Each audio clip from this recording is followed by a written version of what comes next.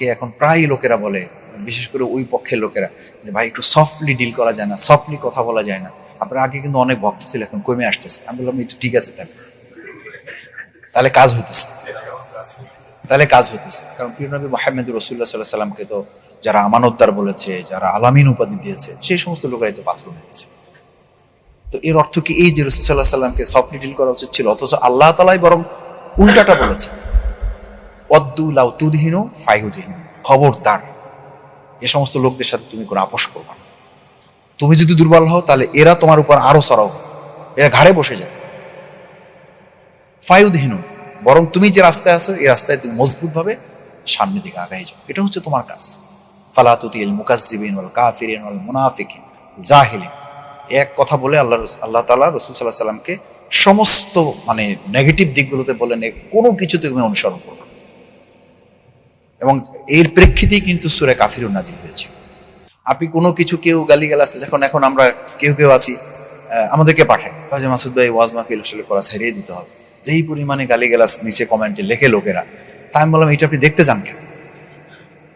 এটার কারণে তো দুইটা জিনিস হচ্ছে, আপনি যেটা ভালো দেখেন তখন আপনার মধ্যে অহমিকা তৈরি হয়, আর একটা হলো আপনি যখন নেগেটিভটা দেখেন তখন আপনি হতাশ হয়ে পড়ে যান। আপনি দুটোই আপনার জন্য কাম্য নয়।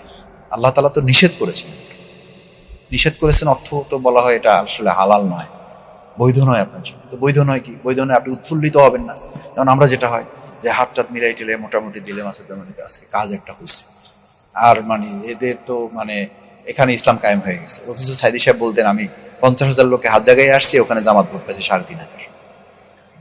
হাত জাগাইলাম কত লোক? 50,000 লোক। অথচ জামাত ওখানে ভোট করছে, ভোট পাইছে 3,500। তো এই জায়গাটা আমাকে বুঝতে হবে যে আমি এমন একটা ওয়াজ দিয়ে আসলাম, এমন একটা আলোচনা করলাম, আমি মনে করতেছি যে এই আলোচনা দিছি আজকে মোটামুটি 1 বছর চলবে, কোনো অসুবিধা। আল্লাহ সুবহানাহু ওয়া তাআলা লিকাইলা তাআসাউ আলা মা ফাতা, আপনাকে কেউ গালিগালাজ করতে পারে, এটা তো সুন্নাহ। আমি বলি যে আপনি ইলমের এমন দরজায় পৌঁছতে পারলেন না যে আপনাকে কেউ এখনো পাগল উপাধি দিল না, আপনাকে কবি বললো না, গণক বললো না, জাদুকর বললো না। তো তৃতীয় যেটা বললাম যে আমার লিমিটটা যেন ক্রস না হয়, এটা নিয়ে কিন্তু আমাদের কাছে প্রচুর পরামর্শ আছে, আপনারা নিজেরাও বলেন এটা। সেই জায়গাটা আমাদের এখানে আপনারা যারা আছেন একটু নির্ধারণ করতে হবে যে আমরা কোন পর্যন্ত আমার আকর্ষণীয় করা, মানুষকে প্রেজেন্ট করা, এটা যেমন করতে হবে। আবার লোকেরা ঘুমিয়ে যাচ্ছে, লোকেরা উঠে যাচ্ছে, এটা দেখে আমার মনে হইতেছে তাহলে বোধহয় আমার ওয়াজটা কাজ হচ্ছে না।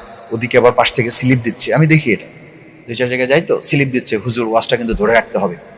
মানে ওয়াজটা ধরে রাখতে হবে, কি একটা শব্দ বলে, মানে ওই লোক এখন ওয়াজ করতে গিয়ে সে মনে করতেছে আমি এখন ওয়াজ করবো, কোরআন হাতে বাদ দিয়ে সে সোজা